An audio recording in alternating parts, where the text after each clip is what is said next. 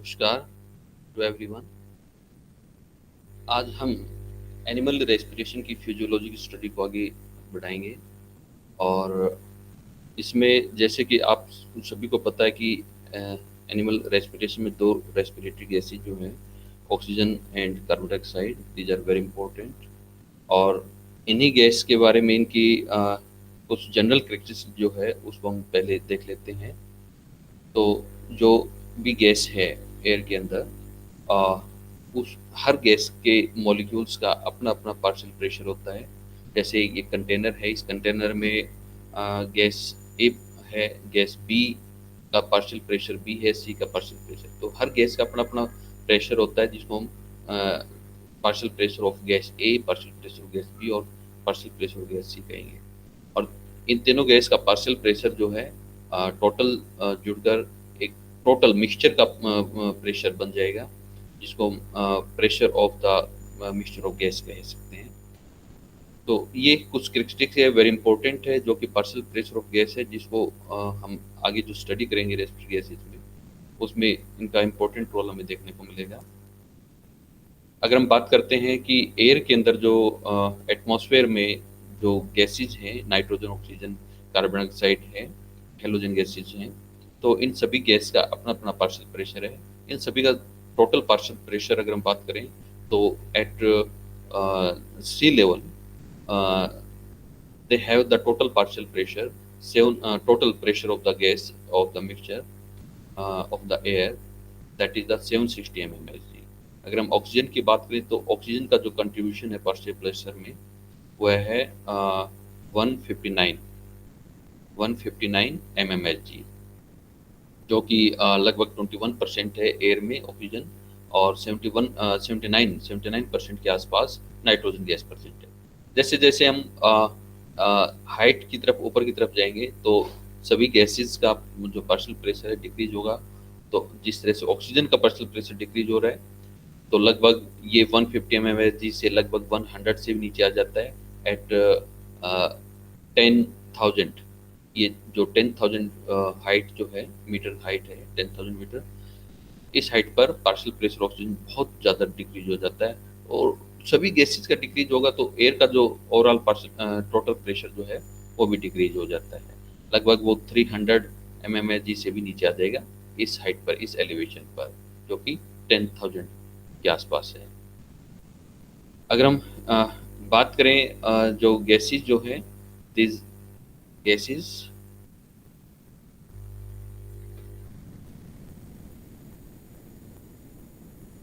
इनका जो इनहेलेशन है या एक्सहेलेशन है, और इनका बॉडी के अंदर जाने के बाद ऑक्सीजन गैस का क्या होता है, और CO2 गैस है कहाँ प्रोड्यूस होती है, और इनका जो ट्रांसपोर्ट, डिफ्यूजन, ओवरऑल प्रोसेस जो है उसको हम दो पार्ट में डिवाइड करते हैं, एक्सटर्नल रेस्पिरेशन और इंटरनल रेस्पिरेशन।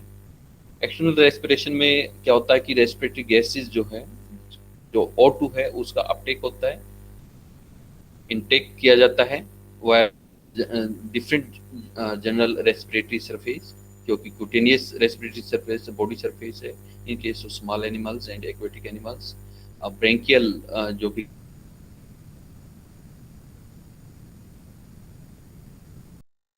सरफेस एरिया जो एलुलाई में प्रेजेंट, लंग्स में प्रेजेंट है इन टेरेस्ट्रियल एनिमल्स, जो मेमल्स जो हैं, और एवीज हैं, amphibians. Book lungs in case of spider है, बकोफेरेंजियल एम्फीबियंस की buccopharyngeal surface, it is also act as respiratory surface area for external respiration. And cloacal respiration case of turtles. Internal respiration में क्या होता है, it occur at the cellular level, and cellular level में भी अगर हम बात करें तो it occur inside with in mitochondrial matrix. वहाँ पर क्या होता है, ऑक्सीजन का कंजम्पशन होता है और CO2 का प्रोडक्शन होता है। जो कार्बोहाइड्रेट मॉलिक्यूल जो है उनका ग्लाइकोलाइसिस के बाद जो पाइरुवेट प्रोडक्शन होता है, जो कि साइटोप्लाज्म में है, सेल साइटोप्लाज्म में, और पाइरुवेट माइटोकॉन्ड्रिया के अंदर डिफ्यूज होगी, वहाँ पर जाकर ये enter into Krebs cycle. Krebs cycle में एंटर होने के दौरान जो है पाइरुवेट जो है इट ब्रेक डाउन और यू कह सकते हैं कि there is decarboxylation and production of the CO2 as well as NADH2 and FADH2 molecule जो है these are also produced in Krebs cycles. 10 NADH2 है, FA2 FADH2 molecule है और GTP molecule है, these are also produced at Krebs cycle level और glycolysis level पर ATP molecule है, these are produced. अब यहाँ पर जो NADH2 और FADH2 है, it shake hand with electron transport chain with the help of oxysomes. जो प्रोटॉन आयन यहाँ पर प्रेजेंट हैं, these are used to produce water molecules which react with oxygen which are intake from the outside. तो oxygen जो है it is consumed to produce the water molecule and CO2 produced from the breakdown of the carbohydrate molecules. ठीक है, तो यहाँ पर CO2 का production है और वाटर मॉलिक्यूल्स का प्रोडक्शन है। तो CO2 रेस्पिरेटरी गैस जो है it is exhaled via different routes और वो रूट्स जो है मैं बाद में आपको डिस्कस करूंगा। हम बात करते हैं थोड़ा सा जो ऑक्सीजन की अवेलेबिलिटी है। अगर ऑक्सीजन एयर के अंदर है प्रेजेंट है तो वो ऑक्सीजन का जो पार्शियल प्रेशर 159 mmHg है, लगभग 21% के आसपास है। लीटर की बात करें तो पर लीटर जो है ये 209 ml के पास है। लेकिन एक्वेटिक एनवायरनमेंट के अंदर जो डिजोल्व्ड ऑक्सीजन है वो 5 to 6 ml पर लीटर के आसपास है, जो कि बहुत कम है compare to air oxygen. Air के अंदर जो ऑक्सीजन है ये ऑक्सीजन इसकी जो अवेलेबिलिटी है वो बहुत ज़्यादा है और डिजोल्व्ड ऑक्सीजन इन वाटर उसकी अवेलेबिलिटी टू एनिमल्स बहुत कम है। अब हम बात करते हैं प्रोसेस इनहेलेशन इनटेक, यानी जो ऑक्सीजन को हम इनहेल करेंगे दैट इज प्रोसेस इन्होंने इनहेलेशन, और जो हम रिलीज कर रहे हैं CO2 गैस को उसको हम एक्सहेलेशन कहेंगे। तो ये इनहेलेशन एंड एक्सहेलेशन प्रोसेस जो है कंटिन्यू चलता रहता है, जिसको हम ओवरऑल एक्सटर्नल रेस्पिरेशन कह सकते हैं। ठीक है, तो एक्सटर्नल रेस्पिरेशन में ऑक्सीजन का टेक होता है और CO2 का रिलीज होता है, और जो पाथवे जो है फॉलो किया जाता है नेजल पैसेज के थ्रू इनटेक होगा, और नेजल पैसेज में एक्सटर्नल लेयर है, नेजल चैम्बर है, इंटरनल लेयर है, और उसके बाद लैरिंग्स है, और वायर लैरिंग्स, देन ट्रेकी लंग्स में जो है ये 3 रूट्स और हैं, bronchi, bronchioles and then ultimately alveoli region पर ऑक्सीजन जो है it is diffuse into pulmonary vein blood, और वहाँ से जो ब्लड जो है ये लोड हो जाएगा ऑक्सीजन से, यानी ऑक्सीजन जो है हीमोग्लोबिन के साथ बाउंड हो जाएगी, ऑक्सीमोग्लोबिन बन जाएगा, और ये जो लोडेड ब्लड जो है with oxygen move toward the heart से थ्रू आउट बॉडी सिस्टम है उसको डिस्ट्रीब्यूट कर दिया जाता है सिस्टमेटिक ब्लड वेसल से, और eight there and level blood vessel जो है दिस फॉर्म ब्लड कैपिलरीज, और ब्लड कैपिलरीज के जो आसपास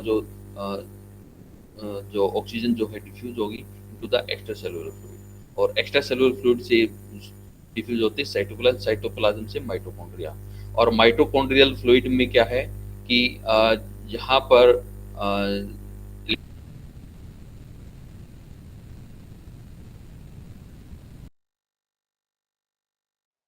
डीकार्बोक्सिलेशन प्रोसेस जो है पायरेट डीकार्बोक्सिलेट होगा, और कार्बन मॉलिक्यूल जो है दीज आर प्रोड्यूस्ड, और दिस CO2 मॉलिक्यूल जो है इसी पाथवे को फॉलो करते हुए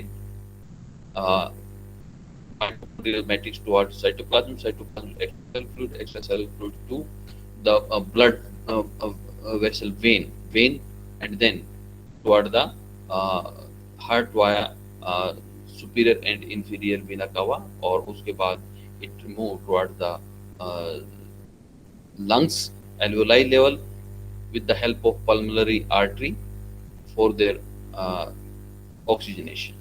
ठीक है, और यहाँ पर CO2 जो है रिलीज हो जाएगी एल्वेलाई रीजन में, और एल्वेलाई से ब्रैंक्यूल, ब्रैंकाई एंड देन ट्रैकी, और ट्रैकीज के बाद लैरिंग्स, देन फेरिंग्स, उसके बाद नेजल चैम्बर से होते हुए undergo exhalation.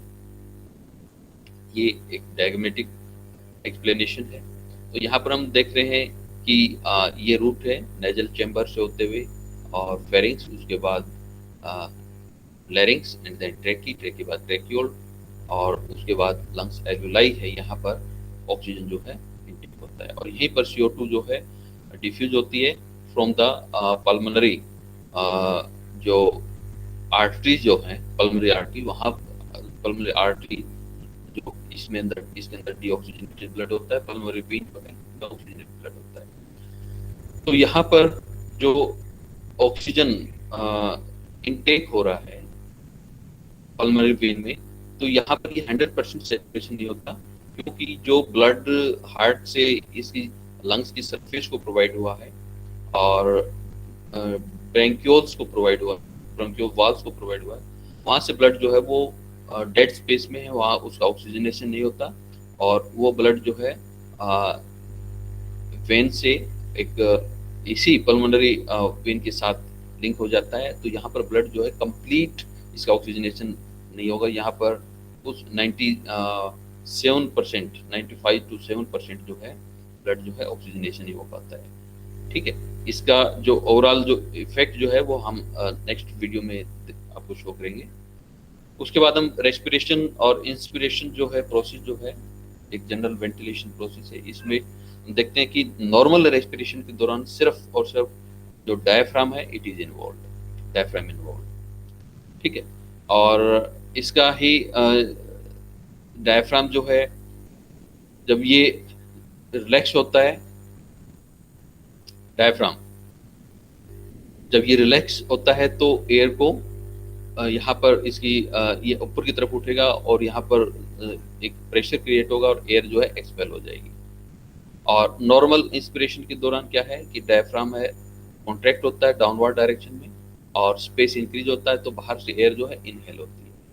In case of forceful inspiration expiration, तो उस कंडीशन के दौरान जो है इंटरनल एंड एक्सटर्नल जो है इंटरकोस्टल मसल है, ये एक्सटर्नल इंटरकोस्टल मसल है, ये इंटरनल इंटरकोस्टल मसल है।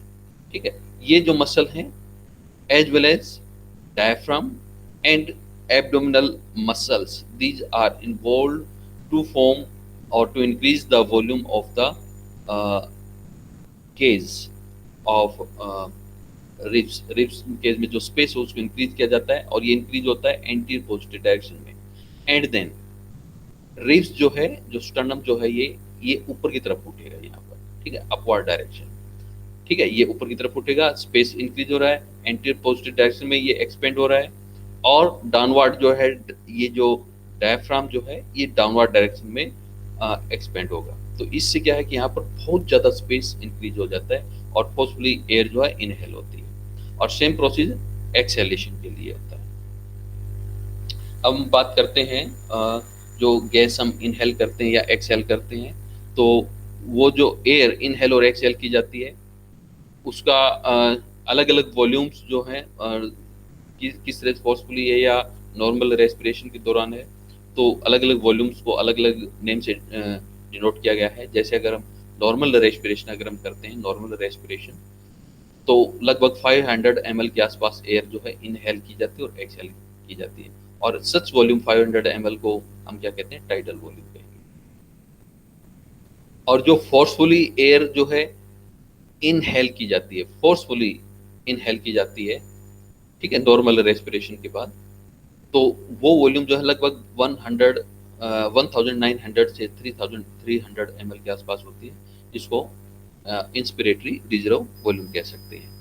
ठीक है, और जो फोर्सफुली एक्सपिरेशन जो है वो लगभग 1500 ml के आसपास, नॉर्मल रेस्पिरेशन के बाद फोर्सफुली एक्सपिरेशन हम करें तो लगभग 1500 ml के पास ये वॉल्यूम होगी, जिसको हम एक्सपायरेटरी रिजर्व वॉल्यूम कहेंगे। ठीक है, अगर हम नॉर्मल इंस्पिरेशन के साथ साथ, नॉर्मल इंस्पायरेशन के साथ साथ अगर फोर्सफुली इंस्पायर करते हैं, then such volume is known as inspiratory capacity. लगभग 3500 ml के आसपास ये वॉल्यूम होती है। ठीक है, नॉर्मल इंस्पिरेशन यानी tidal volume and then inspiratory reserve volume, या फिर overall this volume that is the inspiratory capacity volume. ठीक है, and expiratory reserve volume.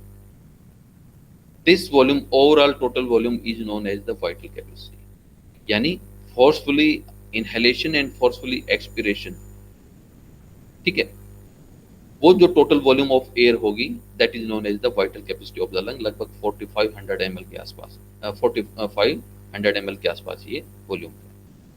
हम कितना ही फोर्सफुली इनहेल कर लें या एक्सहेल कर लें, लेकिन कुछ वॉल्यूम जो है लंग्स में रह जाती है, पूरी तरह एक्सपायरेशन नहीं होता उसका, तो वो जो वॉल्यूम जो है एयर की, उस वॉल्यूम को हम रेजिडुअल वॉल्यूम कहेंगे। ये लगभग 1200 टू 1500 ml के आसपास होती है। और expiratory reserve volume and residual volume दोनों को अगर हम मिला दें तो ये टोटल वॉल्यूम जो है it is known as functional residual capacity of the lungs. और जितनी भी वॉल्यूम है, इंस्पायरेटरी रिजर्व वॉल्यूम है, टाइडल वॉल्यूम है, एक्सपायरेटरी रिजर्व वॉल्यूम है एंड रेजिडुअल वॉल्यूम है, ये total overall volume of air जो है that is known as the total lung capacity, जो कि लगभग 6000 ml के आसपास है। अगर हम बात करते हैं यहाँ पर एक और पॉइंट जो है हमें देखने को मिलेगा कि जो 500 ml जो है टाइड नॉर्मल रेस्पिरेशन के दौरान हम इनहेल कर रहे हैं, उनमें से 150 ml जो है ये जो नेजल चैम्बर है, नेजल चैम्बर के अलावा फेरिंग्स और जो नेजल ट्रैक जो है up to the tracheole, bronchiole, up to bronchiole, वहाँ की जो एयर जो है वो कंज्यूम नहीं होती। लगभग 150 ml के आसपास ये वॉल्यूम है। और ये जो वॉल्यूम लो है इसको हम क्या कहते हैं, डेड वॉल्यूम, ठीक है। और जो एरिया जो है, सरफेस जो है, स्पेस जो है, उसको हम क्या कहेंगे, it is the anatomical dead space. और इस डेड स्पेस की जो वॉल्यूम जो है वो लगभग 150 ml के आसपास है। उसके बाद नेक्स्ट हम लेकर चलते हैं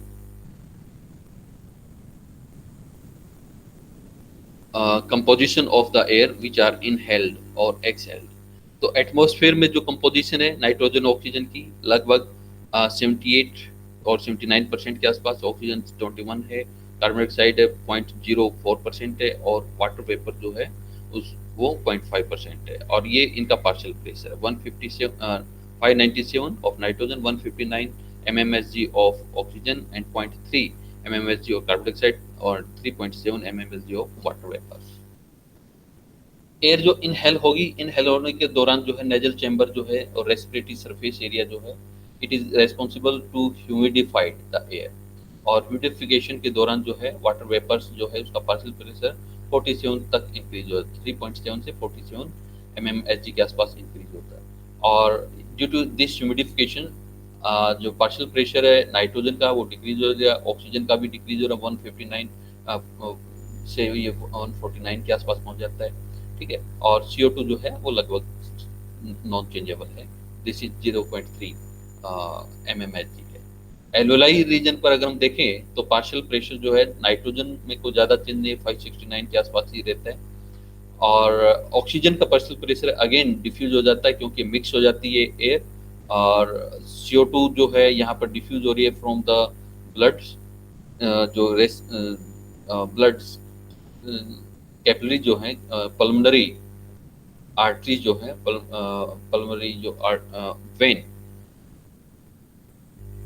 पल्मोनरी जो आर्टरी है, आर्टरी से जो है CO2 जो डिफ्यूज होगी, जिसकी वजह से यहाँ पर CO2 का जो पार्शियल प्रेशर है 40 mmHg के आसपास इंक्रीज हो जाए। वाटर वेपर है 47 है वो सेम रहेगा, ठीक है। और ऑक्सीजन का पार्शियल प्रेशर वो डाउन आ जाता है। एक्सपायर्ड जो एयर है उसमें अगर हम देखें तो ये जो एक्सपायर्ड एयर है ये ऑक्सीजन जो है जो डेड स्पेस में जो एयर है उसके साथ मिक्स हो जाती है और वो कंज्यूम नहीं हुई है ऑक्सीजन, इसलिए इसका पार्शियल प्रेशर जो एक्सपायर्ड एयर में अगेन इंक्रीज टू 120। और जो नाइट्रोजन है लगभग सेम है, ज़्यादा चेंज नहीं है, 566 के आसपास ही है।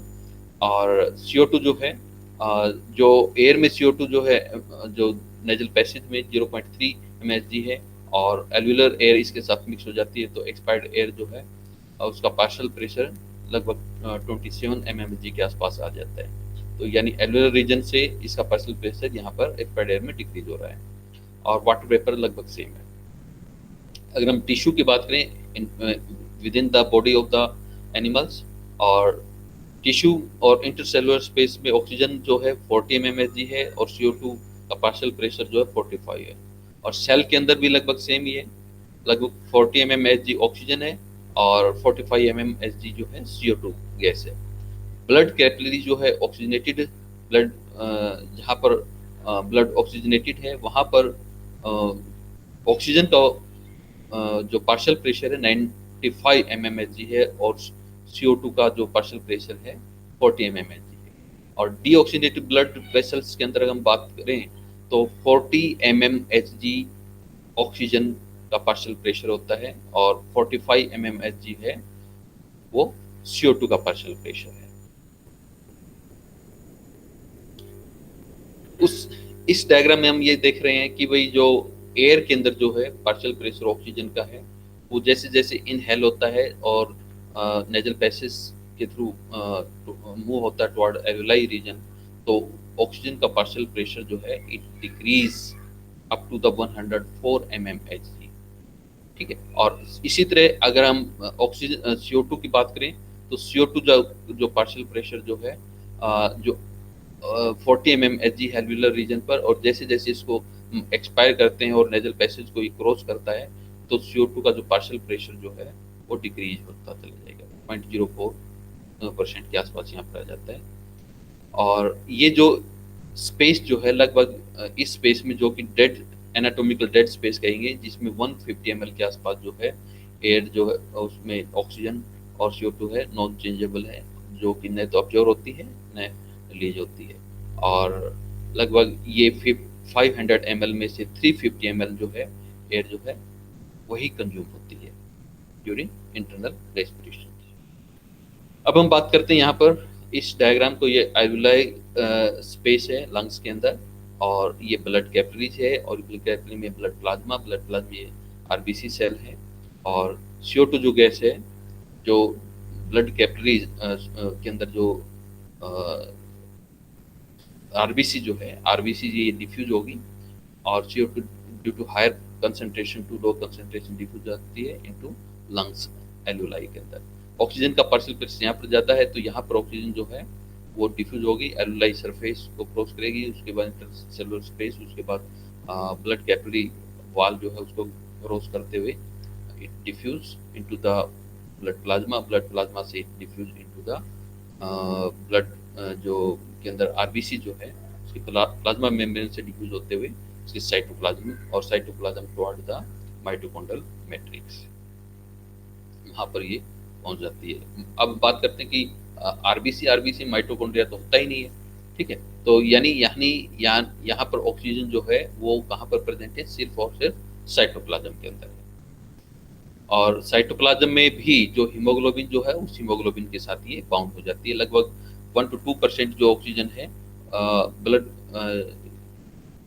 ब्लड प्लाज्मा है या फिर जो साइटोप्लाज्म है यहाँ आरबीसी का उसके साथ ये उसमें डिजोल्व हो जाती है लगभग, और 98% के आसपास ऑक्सीजन जो है वो ऑक्सीजन के साथ बाउंड होकर ऑक्सीहीमोग्लोबिन बना देती है। तो एक बड़ी इंपॉर्टेंट बात ये है कि यहाँ पर हम देख रहे हैं कि जो यहाँ पर जो सोल्युबिलिटी जो है कोफिशिएंट जो है ऑक्सीजन का बहुत कम है, लेकिन CO2 का जो सोल्युबिलिटी है बहुत ज़्यादा है। ऑक्सीजन का 0.024 है सोल्युबिलिटी कोफिशिएंट और कार्बन डाइऑक्साइड का है 0.57। कार्बन मोनोऑक्साइड का भी बहुत कम है, ऑक्सीजन से भी कम है इसका सोल्युबिलिटी कोफिशिएंट, लेकिन बहुत ही डेंजरस होती है 0.018% इसकी ये वैल्यू जो है प्रेजेंट है। और नाइट्रोजन है वो 0.012 के आसपास है। तो ऑक्सीजन का डिजोल्यूशन है बहुत मतलब कम है कंपेरेटिव, और कार्बन डाइऑक्साइड का डिजोल्यूशन है बहुत ज़्यादा है। इसी तरह हम डिफ्यूजन रेट की बात करें तो ऑक्सीजन का डिफ्यूजन रेट 1 है और कंपेरेटिवली ऑक्सीजन का 1 मानकर चलते हैं तो कार्बन डाइऑक्साइड का 20.3% ये वैल्यू है। कार्बन डाइऑक्साइड ऑक्सीजन का रिलेटिव डिफ्यूजन कोएफिशिएंट है। तो CO2 बड़ी इजीली डिफ्यूज होती है। उसके बाद हम नेक्स्ट अगर हम यहाँ पर एल्वियुलर लेवल पर हम ब्लड कैपिलरीज और जो पल्मोनरी आर्टरी और वेन की हम बात करें तो यहाँ पर जो पल्मोनरी वेन है पल्मोनरी वेन जो है इसमें पार्शियल प्रेशर ऑक्सीजन का 40 mmHg है और एल्वियोलर लेवल पर ये 104 mmHg है और इस higher pressure to lower pressure जो है ऑक्सीजन डिफ्यूज हो जाएगी और यहाँ पर ऑक्सीजन जो है लोड हो रही है। तो ये जो जो विनस विनस कहने नहीं कहेंगे, जो ब्लड कैपिलरी वेनल सिस्टम जो है, वेन जो है, ठीक है, इस वेन में ब्लड के अंदर ऑक्सीजन है, लोड हो गई है और उस ऑक्सीजन का जो पार्शियल प्रेशर जो है 104 mmHg के आसपास पहुंच जाता है। तो ये ग्राफ जो हमें ये शो कर रहा है the loading of the oxygen from the alveoli to the blood vein, ठीक है। और नेक्स्ट जो है डायग्राम, ये हमें शो कर रहा है अनलोडिंग ऑफ द CO2, जो कि ब्लड आर्टरी जो है, जो पल्मोनरी आर्टरी जो है, उसमें partial pressure of carbon dioxide का जो है 45 mg, एल्वियोलाई रीजन में वो उसका पार्शियल प्रेशर है CO2 का 40 mg। तो higher to low concentration of, यानी पार्शियल प्रेशर ऑफ CO2 जो है वो डिफ्यूज हो रही है और ये अनलोडिंग होगी और इस तरह से हम देखते हैं कि यहाँ पर अब पार्शियल प्रेशर जो है लगभग 40 mmHg के आसपास पहुंच जाता है। तो ये अनलोडिंग है और ये अनलोडिंग कहाँ किस में हो रहा है, ये अनलोडिंग जो है आर्टरीज जो है, पल्मोनरी आर्टरी जो है उसमें होगा और CO2 जो है it is release into the और diffuse into the alveoli surface space. तो ये डिफ्यूजन है रेस्पिरेटरी गैसेस का from higher partial pressure to lower partial pressure, oxygen का और CO2 गैस का। तो आज बस इतना ही। आप इस चैनल को सब्सक्राइब कर सकते हैं for the next video. PS Bura @zoology। Thank you.